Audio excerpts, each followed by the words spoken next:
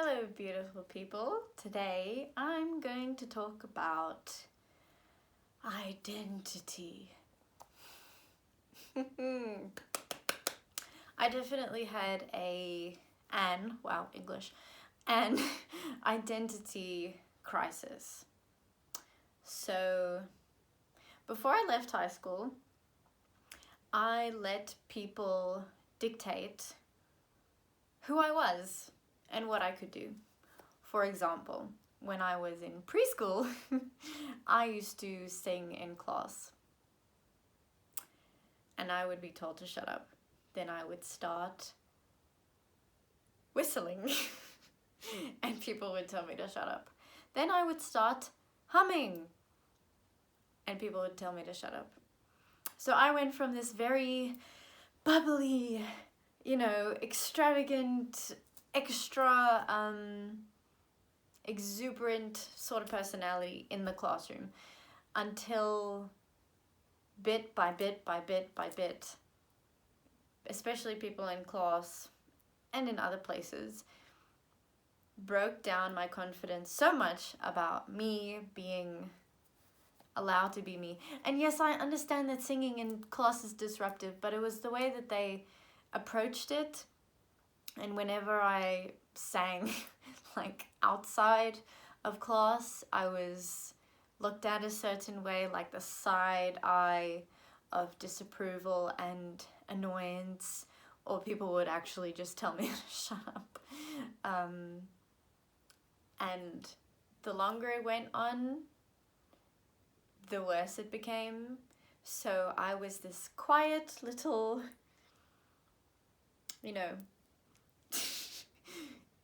A-star student, teacher's pet, Miss Goody Two-Shoes, does everything right, always does her homework, those sorts of things in class. But then outside of class, I would be the one cackling with my hyena, donkey, pig laugh.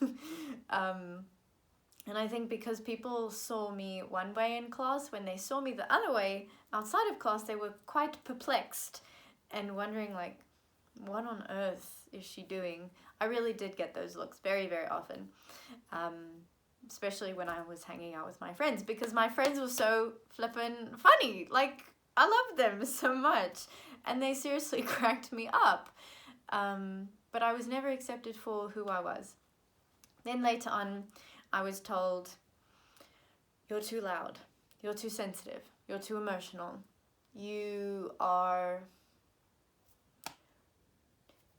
it was never said you are fat, but I was continuously compared to other girls and making me feel like, okay, I'm not worthy to be looked at or paid attention to because I have thighs and a butt and a tummy and slightly jiggly arms. And it was crazy because those sorts of comments actually increased through college, when I was actually losing weight and getting toned and gaining muscle. So on the scale, the number was kind of the same, like 56, 55-ish, fluctuated a little bit around there. But I was losing fat and gaining muscle, and I was feeling better, I was looking better, okay, whatever, relative term. I was like, I'm really working hard, I feel good in my body, but the negative comments increased, which makes no sense. And it was also the emotional stuff as well. And then after a point, I realized, okay, now I need to find myself.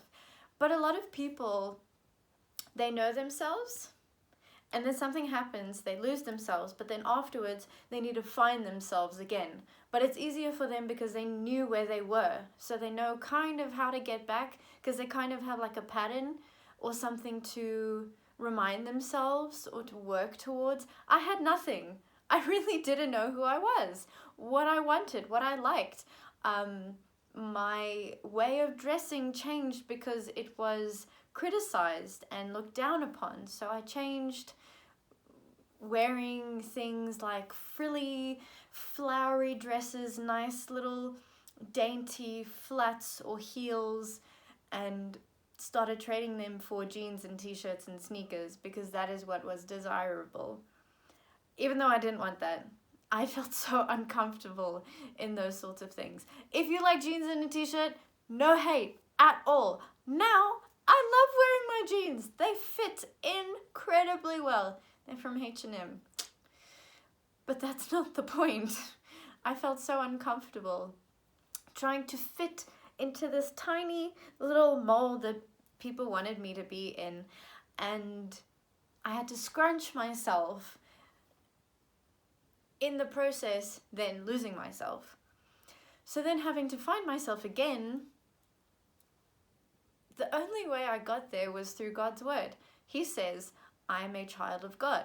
I am royalty. I am an overcomer. I am more than a conqueror.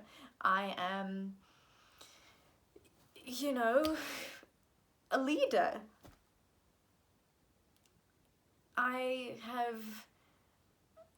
I'm more precious than rubies. Those sorts of things. I had never heard those sorts of things before. Yes, I went to church.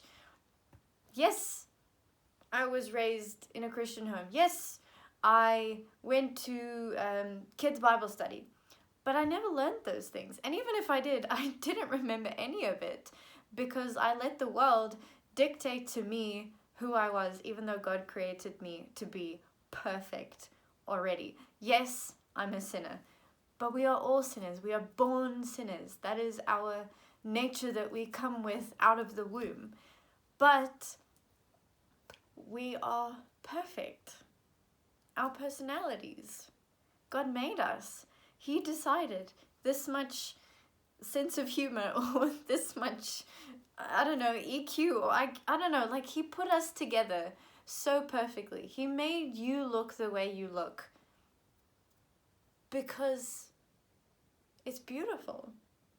Everything that God makes is beautiful. He made this sweater. He made this blanket. He made this couch. He made birds. He made the sky. If you look at the sky and birds and trees and mountains and hills and you know, statues or whatever, or bugs even. Some people like bugs, to look at bugs and study bugs. I don't, but that's not the point.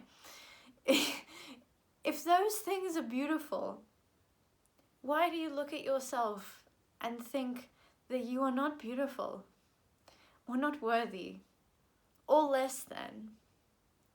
Where did that come from? And I'm not trying to, you know, judge or dump this on you. I'm asking you genuinely, where did those ideas come from? They don't come from God. They come from the enemy. They come from the culture. What is acceptable? And I've learned that I don't fit into a box.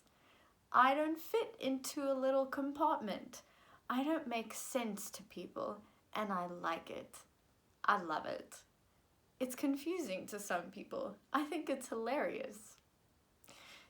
I act a certain way one day, I'm quiet the next. Or I tell a sarcastic joke one day, and then another day I don't get any jokes, like they go right over my head. It doesn't make sense to people. I'm loud, and then I go hide in a corner. Not literally, but like I need my own bubble space, private, alone time. It doesn't make sense to people. And that's actually really interesting. I had a shirt, a bright pink shirt, by the way, that said, normal is boring. And I totally agree. I bought that even before I figured out who I was and who my identity is, or what my identity is. So little old me knew somewhere deep inside that who you are is good and beautiful. You are so beautiful. God made you. He doesn't make mistakes. He made stars. Look at stars. The man, the being, the spirit God, the Father, who breathed out stars, breathed you into being. You are not less. We are his, the apple of his eye. That's the only thing that has come up to my mind now in terms of a phrase. We are the apple of his eye. He loves us so much. He loves you so much. Don't ever look down on yourself. Don't compare yourself to society's definitions. It was August of 2020 when, for the first time in my entire life, I looked at myself in the mirror and said, I love you. And I meant it. And I cried. It was incredible. And I hope you have that moment too. If you don't feel like that today, I pray it becomes a reality to you, that you love yourself, and that you love your Creator, and that you think you are beautiful, and that you think He is beautiful. Enjoy the rest of your day or night, and stay blessed. Mwah.